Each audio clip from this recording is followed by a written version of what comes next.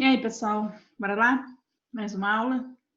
Bom, a gente conversou na aula passada sobre o Egito, né? Falei para vocês, é um assunto que eu gosto muito. Eu tinha um livro muito bom, ia recomendar para vocês e oferecer para quando voltasse, mas procurei, não achei. Eu tenho emprestado para alguém, esqueci. Perdi, né? Perdi, é uma pena. Mas hoje a gente vai conversar sobre a Mesopotâmia, tá bom? A arte na Mesopotâmia, o que foi que esse povo fez de interessante, que merece o nosso estudo, que merece a nossa atenção. Vamos ver? Ver se a internet ajuda.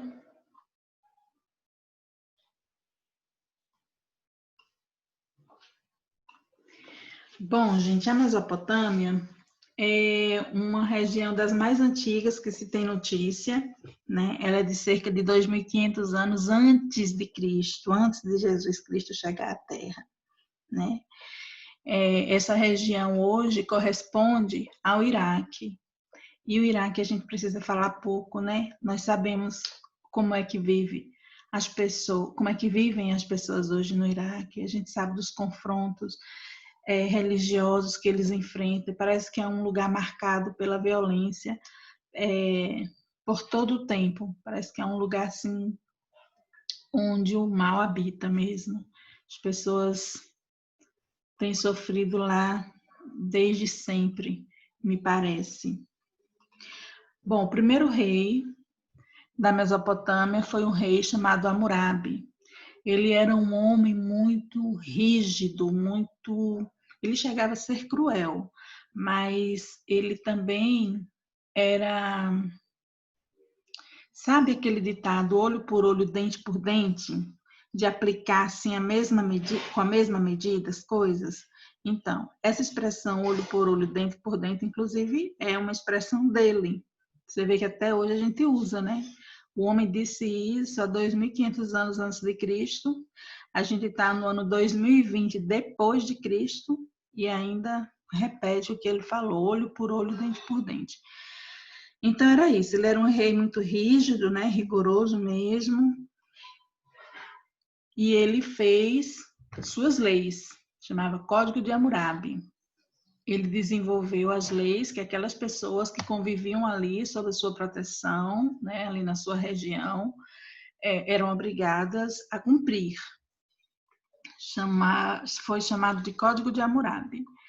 Esse Código de Hammurabi, justamente por ser muito rigoroso, é tratado até hoje como olho por olho, dente por dente. Aqui a gente tem a imagem do código hoje, está no museu, né? Obviamente. Ele está escrito nessa pedra preta. Essa pedra ela tem cerca de 2,5 metros de altura. E aqui no topo tem a imagem dele, do rei, né? Sentado, o rei Hammurabi sentado. E uma parte aqui que você vê são as escritas das leis. Professor, já tinha escrito naquela época, tinha sim, essa escrita chamada cuneiforme, que quem inventou a escrita, inclusive, foram os sumérios, que eram povos que viviam lá na Mesopotâmia. Então, o Código de Hammurabi, as leis estão escritas nessa língua aí, nessa escrita cuneiforme. E não só foi isso que eles inventaram não, viu? Pense num povo sabido. Olha o que eles inventaram. A roda. Você está vendo aqui, nessa imagem? Essa é a imagem mais antiga. É um pedaço de pedra, né? Está esculpido. Uma cavalaria, né? Como se fosse uma carroça, carruagem, a gente já vê a roda. É a imagem mais antiga que se tem notícia e foi encontrada na região do Iraque, onde antes era a Mesopotâmia. Então, atualmente é atribuído aos mesopotâmios a invenção, a criação da roda. Até que se ache alguma coisa mais antiga, né? E confronte essa realidade hoje. Porque a história é isso, muda muito, né? Vão encontrando novos vestígios e às vezes as coisas mudam. Bom, os destaques da Mesopotâmia na arte vão ficar realmente por conta da arquitetura, né? a gente tem aí um exemplo de ugurates. Eles chamavam assim, eram grandes construções muito altas, feitas com tijolos, né? Eles não trabalhavam com pedra, porque naquela região não tinha pedra, como lá no Egito a gente viu que eles esculpiam as pedras, né? Em blocos, para poder fazer as pirâmides. Aí não, aí eles faziam os blocos, porque eles não tinham pedras, né? Então eles usavam areia, as coisas que eles tinham em mãos na época. E aí eles faziam grandes blocos ou grandes construções utilizando tijolos, né? E essa daí é chamada de ugurate. Igurate. Elas também eram utilizadas como as pirâmides do Egito, ou seja, com objetivo funerário, né? Mas não apenas como objetivo funerário, elas também tinham outras funções. Funcionavam, eram utilizadas, aqui é uma atual que se encontra ainda lá. Eram utilizadas também como altares, né? Palácios, templos, e dizem que até como bancos, viu? Onde os ricos, né, os que eram muitos, isso era um lugar de muita riqueza, guardavam seus tesouros, suas joias.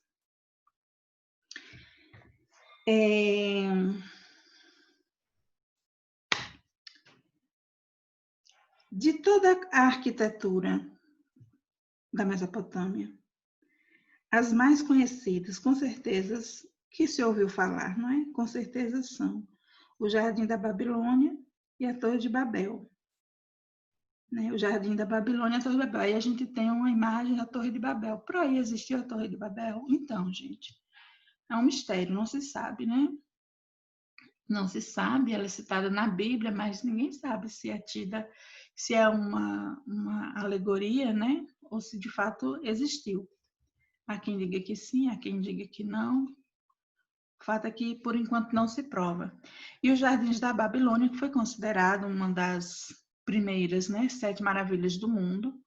Hoje nós temos outras 7 maravilhas do mundo, foi atualizada há alguns anos, porque das 7 primeiras maravilhas do mundo, só existe hoje as pirâmides do Egito, conforme eu acho até que mencionei a vocês, quando a gente conversou sobre o Egito. Pronto. Os Jardins da Babilônia também são, ou também era considerada uma das grandes, das 7 maravilhas do mundo. Só que não existe mais nem vestígio da sua existência. Tem muitos vídeos no YouTube de simulação de como deveriam ser esses jardins da Babilônia, um mais lindo que o outro. Bom, as esculturas babilônicas eram muito caprichadas no rosto, eles tinham um certo cuidado com o rosto, mas não eram muito caprichadas no restante do corpo, né? Você vê aqui que o rosto, eles têm... Aqui todas essas 4 esculturas aqui são do rei Hammurabi, viu? O rei Hammurabi, rei Hammurabi, rei Hammurabi, rei Hammurabi. Isso aqui está danificada, né? Faltou o narizinho do rei. Mas essas 4 esculturas aqui são do rei. E você pode observar como é. Quando eles vão para a parte do corpo, para cá. Aqui, esse terceiro aqui parece... como é lá de... Ai, meu Deus, esqueci o nome lá do homem de Juazeiro do Norte. Oh, meu pai, Padre Cícero, é? Meu padrinho, Padre Cícero. Pois é, e essa aqui, terceira, essa quarta, essa última aqui, a gente vê que nem no rosto capricharam, né? Mas, enfim, a posição é sempre a mesma, tá vendo? Rígido, né? Assim como eram as leis do lugar. Não tinha muita risada, não tinha muita felicidade, não. Por isso que eu falo assim para vocês, que é um lugar realmente marcado para ser um território triste, né? Triste. De guerras, de conflitos. Como a África também, um lugar de muita... berço da humanidade, né? Se diz que tudo veio de lá, partiu de lá. Mas a gente vê que é um lugar realmente muito sofrimento. Gente, na arquitetura ainda existe uma criação da Mesopotâmia que é considerada muito bonita. São as estelas. São quase esculturas, mas não são consideradas esculturas porque não é em 3D, né? não é assim solta, não tem a parte de trás, né? Você não dá a volta na peça. Você só vê ela de frente, ela é só marcada de frente, um pouco em alto relevo. A gente chama assim alto relevo, mas eles chamavam de baixo relevo, né? Eles diziam que alto relevo era o que a gente chama hoje de tridimensional, né? Que a gente vê de todo lado. Então, essas esculturas eram novidades, né? Elas eram feitas nas pedras, nos blocos, nos tijolos. E aqui a gente tem outras estelas, né? Elas foram feitas, grandes murais delas, para marcar, né, os feitos, os grandes feitos dos reis e dos imperadores. Opa, acabou?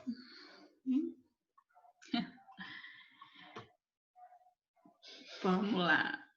Pensei que eu tivesse botado mais coisas. Bom, então, a Mesopotâmia é isso, é uma região onde não se tem muita notícia da pintura, a gente pesquisa, realmente não foi um lugar onde a pintura teve destaque, onde a pintura evoluiu, não, eles não trabalharam nessa parte, realmente foi na escultura e principalmente na arquitetura. Os prédios da Mesopotâmia, eles tinham os palácios, né, os templos, eles faziam com o desejo de imitar o que eles achavam que tinha no céu. Então era muito luxo, era tudo muito rico, tudo muito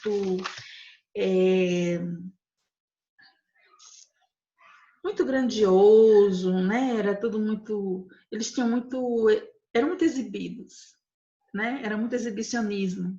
Eles achavam que no céu era assim, esse luxo todo, essa grandiosidade toda, e eles queriam copiar aqui o que eles achavam que era lá. Eles tinham muita vontade de chegar ao céu. E a Torre da Babilônia dizem que foi feita justamente para se atingir o céu. Vai saber, né?